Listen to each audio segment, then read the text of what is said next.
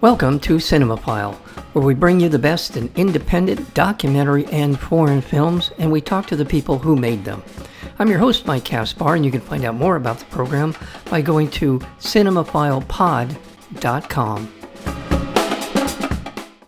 Cities and their dwellers evolve and grow in ways that are both richly intertwined and beautifully complex.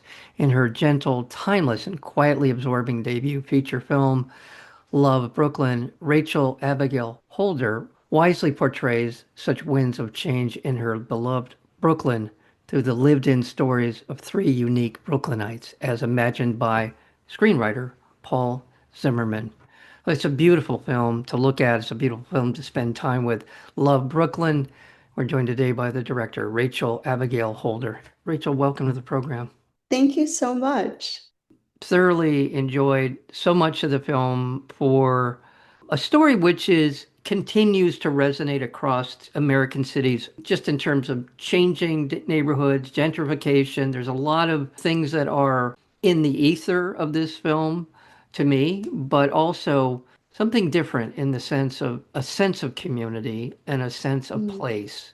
I think that all of the actors, the main characters in the film, feel about where they are, not only in their location, but in their place in that point in their life. There's uncertainty for sure, but all of it feels very easy in terms of the way the story is told. What inspired you to take up Paul Zimmerman's screenplay and turn it into Love, Brooklyn? So I had been reading lots of scripts from my agency and just sort of looking for something to direct. I had been working in television directing for several years, and I started out in this business as an aspiring writer. So I really wanted to find a way to tell a story. I like to describe television directing like playing scales on a piano, and directing a movie is like playing a song. And so I was just sort of waiting for the song, that I had to play. And Paul's writing felt like it was a story about me and my friends and my community, even though he wrote it about his own, and he wrote it about his 20s, which was about 50 years ago. And so it just felt so timeless and universal in that way. And so I knew that this would be it. And in terms of pitching the story, in some ways, it's a story we're used to seeing with white people. Absolutely. That's And exactly the so, way to put it. Yeah. yeah. So from that perspective, what was it like to go out and pitch the film to backers, whoever it was you needed, to get Love, Brooklyn made? The thing that I was doing with every script that felt like a song was pitching like, oh, can this lead character be black? Can this co-star be black? I feel like this, and that idea was getting rejected over and over again. It was like I was pitching, characters with three heads. And then my producers, Kate and Lisa, who first approached me with the script, were game. And so it just felt like this was the perfect collaboration, perfect match. And we were off onto our 6-year journey of trying to get this movie made. Really, 6 years? Really? 6 years. Oh my Yeah. good grief. Yeah. Yeah. Well, COVID and the Okay. strikes and, Okay. trying to find money. I think that like it's normally probably 3 or 4 years that it takes to make a movie. And then we Right. had, life in the world happening around us as well. So Well, my hat's off to you for your determination to see this through. I want to go back to heaping praise on Love, Brooklyn for a minute. And one of the things, as I mentioned earlier, was this very lived in sense that I had watching the characters and watching their story unfold, and how comfortable and unforced the telling of the story, the interaction with each other, feels over the course of the entire film. Let's talk about the cast. Nicole Beharie and DeWanda Wise, I have not seen very much of before Love, Brooklyn.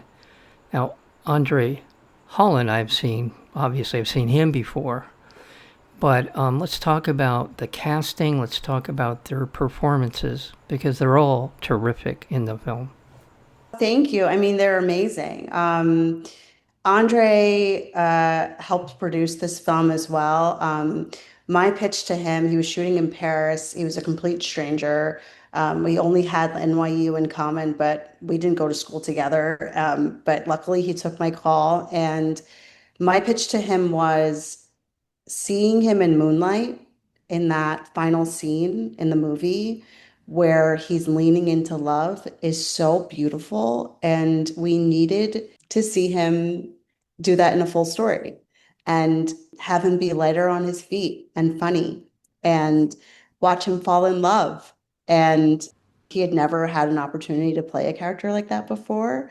And I feel like we caught him right at the right time. And so we were very lucky in that way.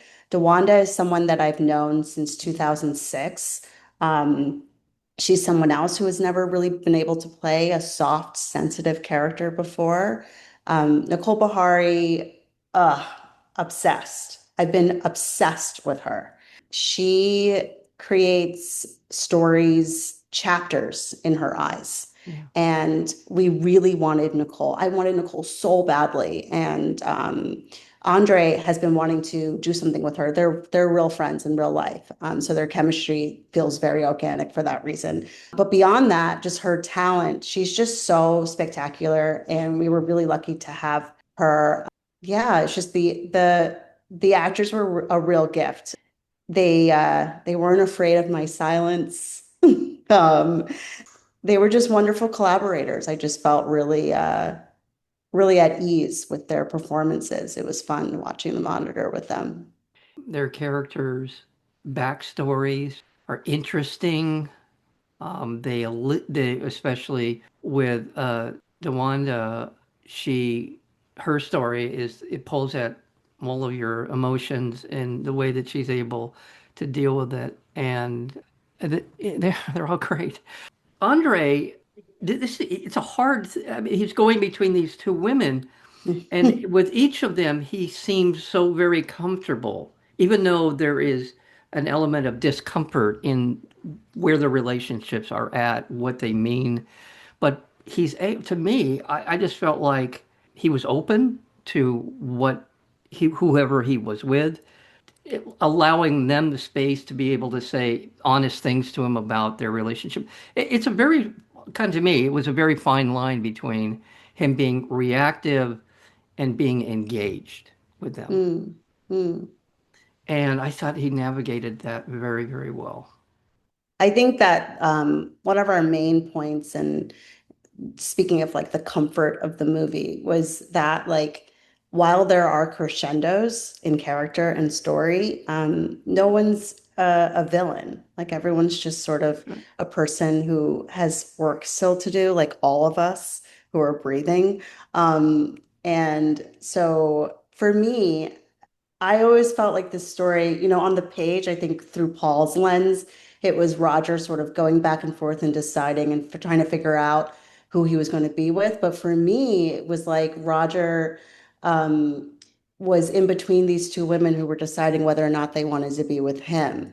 And that's where, for me, where like a lot of the comedy comes out, where it's that like he's just sort of in front of them, an open wound, an open heart, and they're like, I don't know. And we've just never seen something like that. It's so small and slight, but it's not between these two women deciding, between these two women like fighting over a man. It's literally these two women deciding whether or not it's him, you Right, know?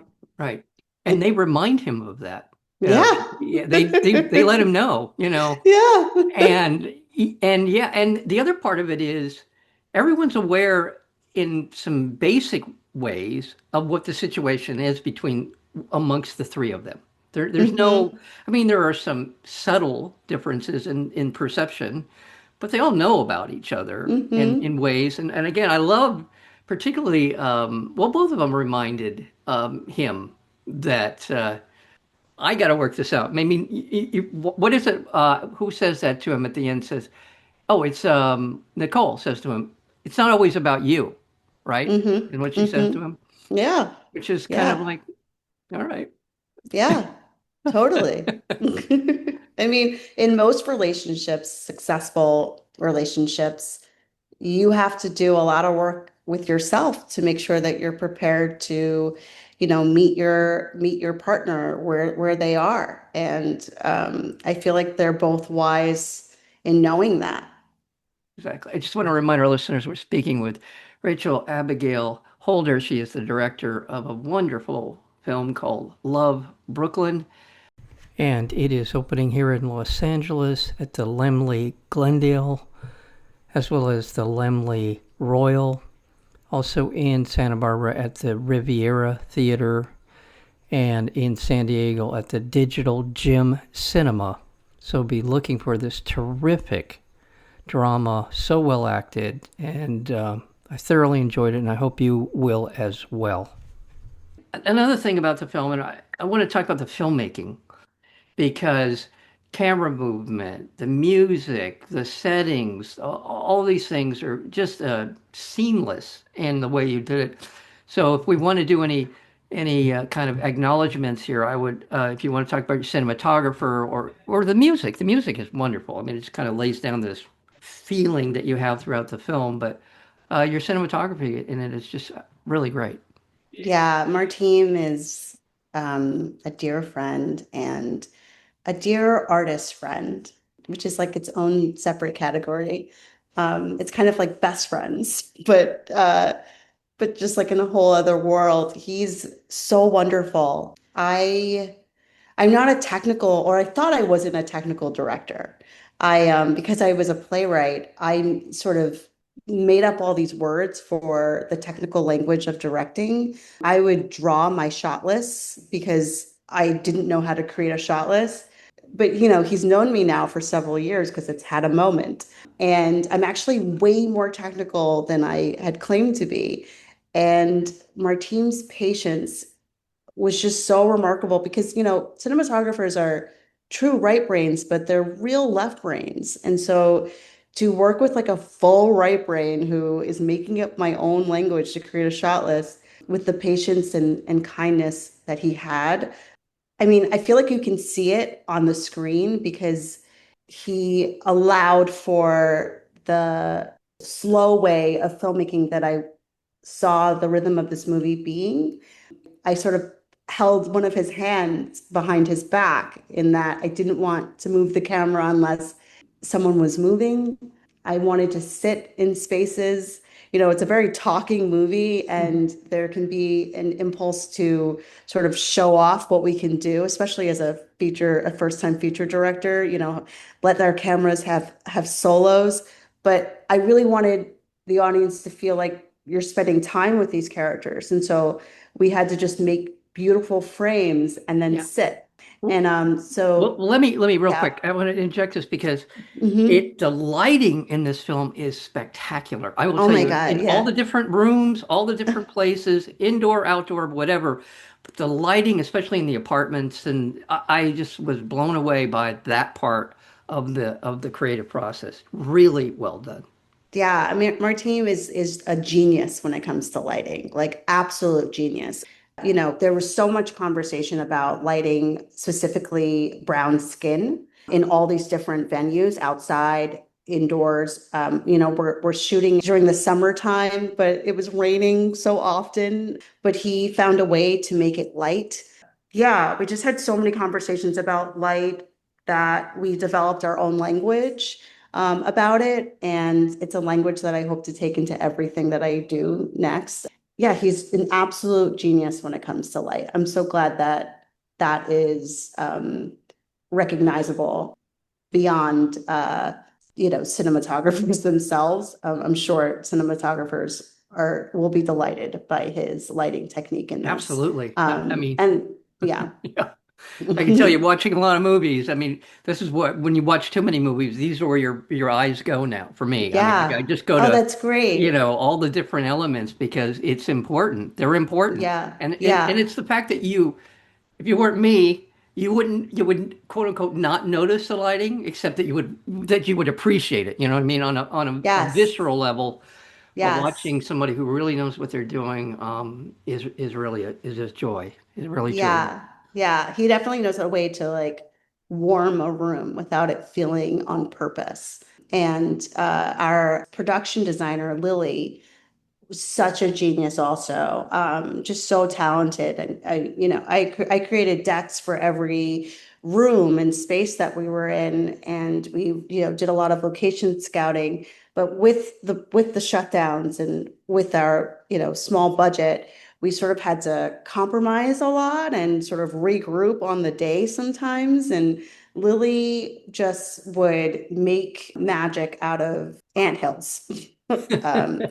And she's just so remarkable, and she was just so great. Every space felt so lived in, and sometimes she would have to completely build them out. So I was really lucky to have her. Boy, I'll tell you, it's a great look. I'd be remiss if I didn't bring into the conversation one of the executive producers. There's a whole slew of executive producers, but one that jumps out, obviously, for a lot of reasons, is Steven Soderbergh, who, to my mind, doesn't get talked about nearly enough as one of the truly great American directors of the last 20 years, 25 years, whatever you want to go back to Sex, Lies, and Videotape. But his range of films that he's made, Okay. it's astounding. And the people that he's worked with, and again, bringing him into this project, talk a little bit about how that came about. Stephen and Andre made High Flying Bird together and The Nick. And so they had a collaboration and partnership through those pieces. And when we lost all of our funding, Andre was having a conversation with him and just explaining how difficult it was to get this movie made. And he was like, I'll write the check that gets you to the finish line. Oh, wow. And it was amazing. And he didn't just write a check. He was also a collaborator. He was sort of our advisor. He watched cuts, and he would give notes. And I sat and watched my director's cut with him, which was terrifying, but also thrilling. He's a very generous and kind artist. And I agree with your first statement about him. The variety of films that he's made, it's astounding. Yeah. Name it. Action adventure, you want to talk about the Ocean's films, or you can talk about just experimental films, the thing he's done on TV with the Girlfriend Experience. All of the things that he's been a part of have pushed boundaries, but he always is solid. Whatever it is, I know I'm gonna appreciate it. If I don't love it, I'm going to appreciate it. So I'm so happy to see that collaboration with you. And again, not to leave any of your other producing partners out of the conversation, but certainly Steven Soderbergh is wonderful to hear and see that happen. I just want to really thank you, Racheal Abigail Holder, for your work and especially for Love Brooklyn. Gosh, I hope when the next project's ready for the world and you're involved one way or the other, please think of us again, because I thoroughly enjoyed our conversation and I look forward to more wonderful work from you. So thank you. Thank you so much, Mike. This was so great. Thank you. You have been listening to Cinemaphile with Mike Kaspar, the place where you will hear from the best in independent documentary and foreign filmmakers. Please check out our previous interviews as well as upcoming interviews and special programming by going to cinemaphilepod.com. We are also available on Apple Podcasts, Spotify, and YouTube, searchable under Cinemaphile with Mike Kaspar. Until next time, thank you for listening.